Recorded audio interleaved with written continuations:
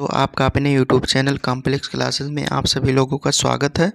इसमें हम लोग देखने वाले हैं शिक्षा के अंग, पार्ट्स और कंपोनेंट ऑफ एजुकेशन। ये बीएड फर्स्ट ईयर वालों के जो फर्स्ट पेपर होता है, ज्ञान एवं पाठ्यक्रम, नॉलेज एवं करिकुलम, पेपर फर्स्ट इसका टॉपिक है। तो चलिए देखते हैं। और चैनल को जो दोस्त सब्सक्राइब नहीं किए हैं सब्सक्राइब कर लें। तो चलिए इसमें हम लोग देखते हैं। और इसका पीडीएफ आप लोग प्राप्त करना चाहें तो टेलीग्राम चैनल से जुड़ सकते हैं और वहां से आपको पीडीएफ प्राप्त हो जाएगा। यहाँ पे क्वेश्चन आता है, शिक्षा के अंग अथवा घटक का वर्णन कीजिए। यहाँ पे देखते हैं,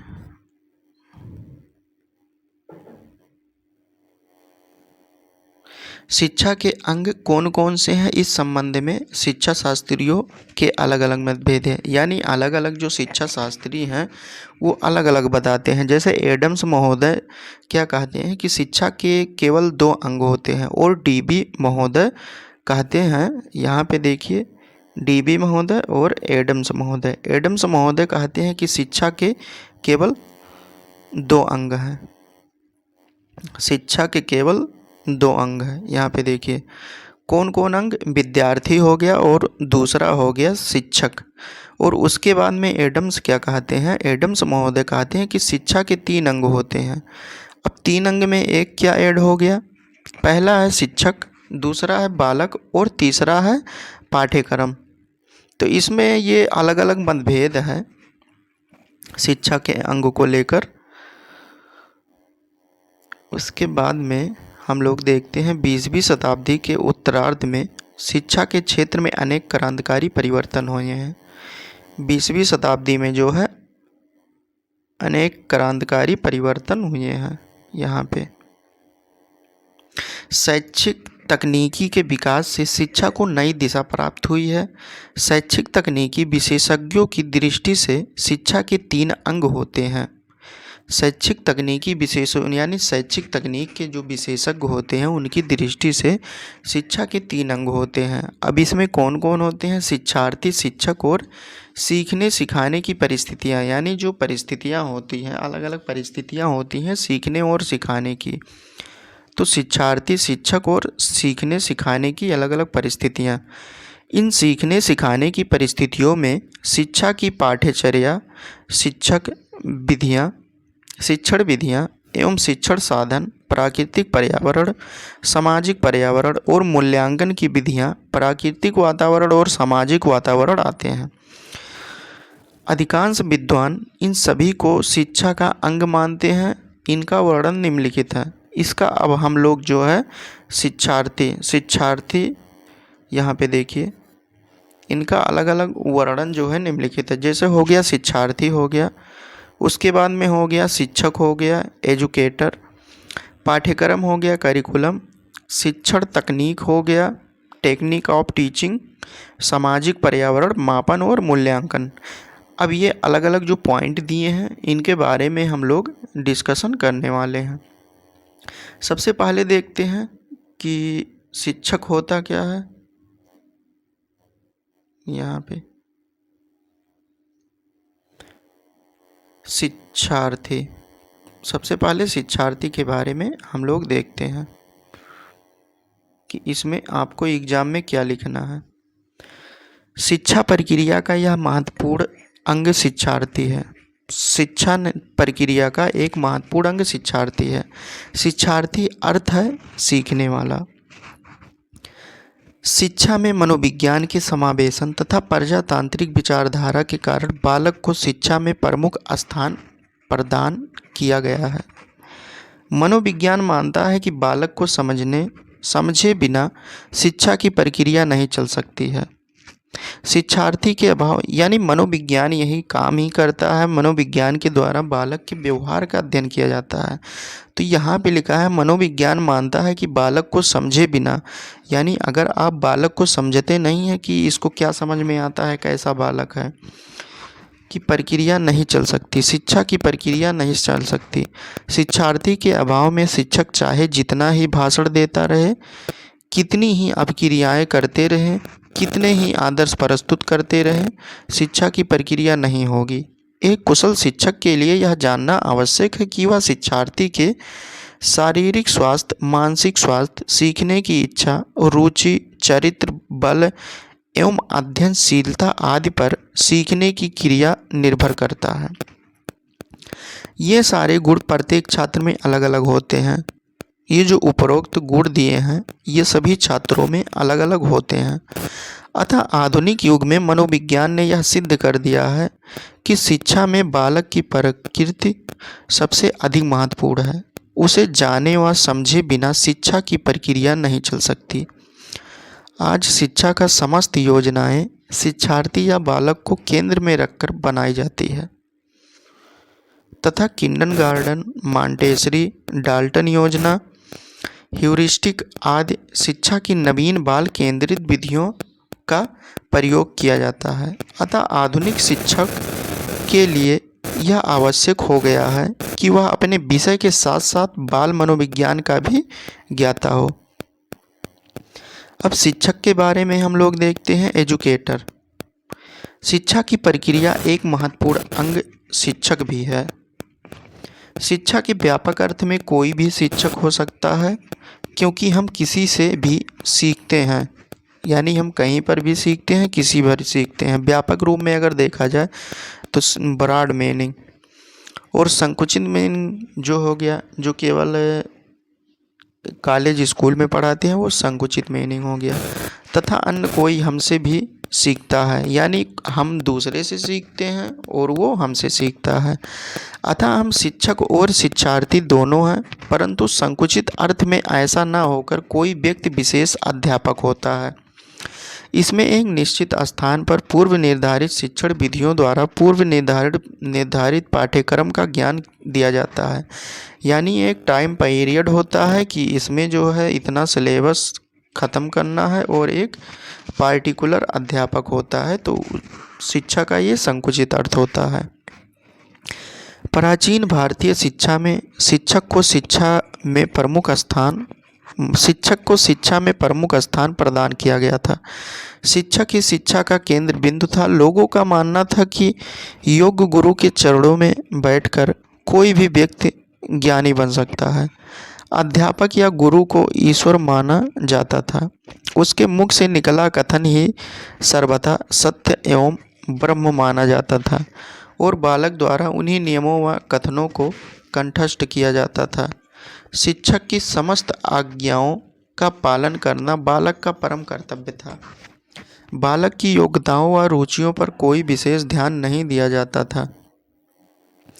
आधुनिक शिक्षा मनोवैज्ञानिकों ने शिक्षा में शिक्षार्थी को केंद्र मानकर शिक्षकों को गौण स्थान प्रदान किया है, यानी शिक्षार्थी को, जो विद्यार्थी होते हैं, उनको केंद्र मानकर शिक्षकों को गौण स्थान प्रदान किया है।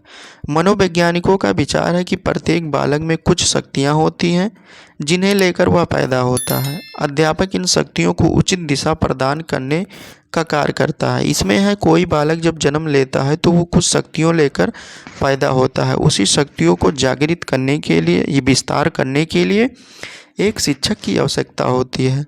परंतु आज शिक्षक शिक्षा का केंद्र नहीं है, फिर भी उसका उत्तरदायित्व आज के समय में बहुत अधिक बढ़ गया है, क्योंकि अब वह संपूर्ण वातावरण का निर्माता हो गया है। आधुनिक शिक्षक बालकों को ज्ञान के साथ साथ उनकी योग्यताओं और क्षमताओं को विकसित करता है। शिक्षक का कार्य बहुत ही चुनौतीपूर्ण है। एक अच्छे शिक्षक का शारीरिक तथा मानसिक स्वास्थ्य अच्छा होना चाहिए। उसने उच्च सामाजिकता, उच्च सांस्कृतिक दृष्टिकोण, स्पष्ट जीवन दर्शन, नैतिक एवं चारित्रिक बल, शिक्षण कौशल में क्षमता, दक्षता, संगठन शक्ति एवं अपने विषय का स्पष्ट ज्ञान तथा अन्य विषयों का सामान्य ज्ञान इत्यादि गुण पूर्ण रूप से होने चाहिए। यानी कोई भी शिक्षक हो गया तो उसको अपने विषय में पूर्ण रूप से ज्ञान होना चाहिए और उसके अलावा भी सामान्य रूप से ज्ञान होना चाहिए अलग विषय में। शिक्षक का चरित्र एवं व्यक्तित्व इतना आदर्श हो कि छात्रों पर उसका सकारात्मक प्रभाव पड़े, क्योंकि शिक्षकों का बालक के जीवन पर बहुत अधिक प्रभाव पड़ता है और देश के भविष्य को संवारने का समस्त कार्यभार इन्हीं भावी नागरिकों का होता है तथा इन्हें योग्य बनाने का दायित्व शिक्षकों का होता है। अब पाठ्यक्रम के बारे में हम लोग देखते हैं। करिकुलम शिक्षा का तृतीय महत्वपूर्ण अंग पाठ्यक्रम है। डीबी ने अपनी शिक्षा पद्धति में इसे महत्वपूर्ण स्थान प्रदान किया है। पूर्व निश्चित उद्देश्यों में बालक को क्या सिखाया जाता है, बालक नहीं बालक को क्या सिखाया जाता है, उसे सीखने में पाठ्यक्रम सहायता करता है। परंतु व्यापक अर्थ में पाठ्यक्रम में वह सभी अनुभव सम्मिलित हैं जिन्हें एक बालक किसी विद्यालय, पुस्तकालय, प्रयोगशाला, क्रीड़ा स्थल, किसी भी तरह के वातावरण से प्राप्त करता है। धीरे धीरे प्राचीन शिक्षा पद्धति में बदलाव के साथ पाठ्य विषयों का क्षेत्र बहुत विकसित हो गया और शिक्षक से अधिक पाठ्य विषय का महत्व बढ़ गया है। के साथ पाठ्य विषय का क्षेत्र बहुत विकसित हो गया है और शिक्षक से अधिक पाठ्य विषय का महत्व बढ़ गया है। मध्यकाल में पाठ्यक्रम को विशेष महत्व दिया जाता था। उस समय ज्ञान के लिए ज्ञान के सिद्धांत को अपनाया जाता था। उत्तम भाषा ज्ञान, उत्तम शैली और शब्द भंडार में वृद्धि उस समय की शिक्षा का उद्देश्य बन गया था। इसके फलस्वरूप कक्षा शिक्षण का कार्य आरंभ हुआ। पाठ्य पुस्तकों की प्रथा चली और बालकों को कंठस्थ कराकर शिक्षा देने की पद्धति का प्रचलन हुआ और पाठ्यक्रम ने इस विस्तृत रूप धारण किया और निरंतर विषयों में वृद्धि होती चली गई। पाठ्यक्रम शिक्षा प्राप्ति में शिक्षक व विद्यार्थी के मध्य एक कड़ी का कार्य करता है, यानी इसमें ये आसानी होता है, शिक्षक को भी आसान हो जाता है कि कितने समय में सब्जेक्ट ख़त्म करना है और बच्चे को भी आसान हो जाता है कि हमको इतना पढ़ना है, इतने दिन में ख़त्म हो जाएगा पूरा सब्जेक्ट। पाठ्यक्रम का निर्माण देश काल तथा समाज की आवश्यकताओं तथा बालकों की रुचि एवं योग्यताओं पर निर्भर करता है। यानी निर्माण देश के काल तथा समाज की आवश्यकताओं, यानी समाज की क्या आवश्यकताएं हैं उसी प्रकार से पाठ्यक्रम का निर्माण किया जाए तथा बालकों की रुचि, यानी बालकों की रुचि किस सब्जेक्ट में है उसी के हिसाब से उनको उस सब्जेक्ट में उस पॉइंट को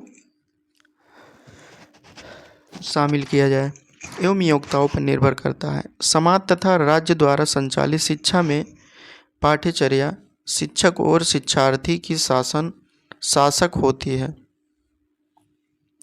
लोकतंत्रात्मक व्यवस्था में थोड़ी छूट होती है क्योंकि इसमें पाठ्य राज्य द्वारा संचालित होता है, परंतु इसमें पर्याप्त विकल्प होते हैं और बालकों को अपनी रुचि के अनुसार विकल्प चुनने की छूट होती है। भारत जैसे विशाल प्रजातांत्रिक देश में अधिक विकल्प वाले पाठ्यक्रमों को लागू करने की आवश्यकता है, क्योंकि भारत में विविधता में एकता पाया जाता है। भारत जैसे विशाल प्रजातांत्रिक देश में अधिक विकल्प वाले पाठ्यक्रमों को लागू करने की आवश्यकता है। विश्व के कई देश ऐसे हैं जहां प्रजातंत्र नहीं है, वहां का पाठ्यक्रम अति संकीर्ण से युक्त है तथा शिक्षार्थी उसी को पढ़ने के लिए बाध्य भी हैं, जबकि आज की प्रजातांत्रिक शिक्षा में कठोरता, व्यवस्था और नियंत्रण के स्थान पर लचीलेपन, अनुकूलन और स्वतंत्रता पर बल दिया जाता है। शिक्षण तकनीक, टेक्निक ऑफ टीचिंग, ये चौथा पॉइंट है, इसके बारे में हम लोग देख लेते हैं। बस एक पॉइंट और है। शिक्षण तकनीक क्या होता है, यानी शिक्षा के क्षेत्र में जो अलग अलग तकनीक का यूज किया जाता है उसे शिक्षण तकनीक क्या कहा जाता है। शिक्षण प्रक्रिया को सुचारू रूप से चलाने और शिक्षण को प्रभावशाली बनाने के लिए आवश्यक हो जाता है कि शिक्षक को इसका ज्ञान हो कि छात्र को कैसे पढ़ाया जाए और प्रभावशाली शिक्षण हेतु किन प्रविधियों का प्रयोग किया जाए, कौन कौन से साधनों को अपनाया जाए जिससे कम से कम समय में अधिक से अधिक ज्ञान शिक्षार्थियों को दिया जा सके। शिक्षक को जितना अधिक शैक्षिक तकनीकी ज्ञान होगा तथा उसका प्रयोग करने में विद्यार्थी को वह निपुण होगा, उसका शिक्षण उतना ही अधिक प्रभावशाली होगा। आधुनिक समय में अनेक शिक्षण सिद्धांतों, शिक्षण विधियों, शिक्षण सामग्री, शिक्षण सूत्रों का निर्माण किया गया है, जिनमें शिक्षा की प्रक्रियाओं को एक नई दिशा प्राप्त हुई है। अतः शिक्षण तकनीकी भी शिक्षण प्रक्रिया का एक अंग है। सामाजिक पर्यावरण, सोशल इन्वायरमेंट देखते हैं, ये 5वां पॉइंट है। बालक की इन्वायरमेंट यानी बालक का वातावरण, जहाँ पे सीखता है वहाँ का वातावरण अच्छा होना चाहिए। बालक की संपूर्ण शिक्षा सामाजिक पर्यावरण में ही होती है। उसकी भाषा, विचार, सभ्यता और संस्कृति का विकास सामाजिक वातावरण में ही होता है। सामाजिक वातावरण का प्रभाव शिक्षक और विद्यार्थी दोनों पर पड़ता है। बालक अपने समाज में प्रचलित परंपराओं, मान्यताओं, आकांक्षाओं, मूल्यों, आदर्शों और संस्कृति को ही अपनाता है और उन्हीं के प्रभाव के अनुसार ही आचरण करता है। प्राचीन काल में गुरुकुल शिक्षा प्रणाली, जहाँ छात्र शिक्षा अध्ययन हेतु गुरु के आश्रम में रहता था, अतः वहाँ की व्यवस्था ही बच्चों का सामाजिक वातावरण होता था। बालक आश्रम में निवास करके उच्च नैतिक मूल्यों का संस्कारों से परिपूर्ण होता था। आधुनिक समय के विद्यार्थी पर समाज की आर्थिक, धार्मिक तथा राजनैतिक स्थिति का सीधा प्रभाव पड़ता था। अतः बच्चों की उचित शिक्षा तभी हो सकती है जब समाज का वातावरण स्वस्थ और सुंदर हो, नैतिक मूल्यों से युक्त हो। हमारे सक्षम विद्यार्थियों में गिरती हुई नैतिकता का उदाहरण है, जो सामाजिक वातावरण में हो रहे ह्रास का ही परिणाम है। अब इसमें लास्ट पॉइंट हम लोग देखते हैं, मापन और मूल्यांकन, मेजरमेंट एंड इवैल्यूएशन। शिक्षा में पाठ्यक्रम की प्रभाव उत्पादकता को बनाए रखने के लिए मापन और मूल्यांकन की आवश्यकता निरंतर बढ़ रही है। शैक्षिक उद्देश्यों की प्राप्ति के लक्ष्य को मापने हेतु, यानी जो शैक्षिक उद्देश्य की प्राप्ति टारगेट हम बनाए थे उसकी प्राप्ति हुई है, उसको मापने हेतु मूल्यांकन की आवश्यकता होती है। मूल्यांकन के द्वारा शिक्षार्थी की वृद्धि, रुचि, अभिरुचि, अभिवृद्धि और व्यक्तित्व का मापन कर उन्हें शैक्षिक और व्यावसायिक निर्देशन दिया जाता है। मापन और मूल्यांकन के आधार पर जो परिणाम सामने आते हैं उनका अध्ययन करके यदि आवश्यकता होती है तो शिक्षण के तरीकों में भी सुधार किया जाता है तथा छात्रों को भली भांति मार्गदर्शित किया जाता है। शिक्षा में मनोविज्ञान के समावेशित होने के कारण मापन और मूल्यांकन को ही शिक्षा का माना जाता है।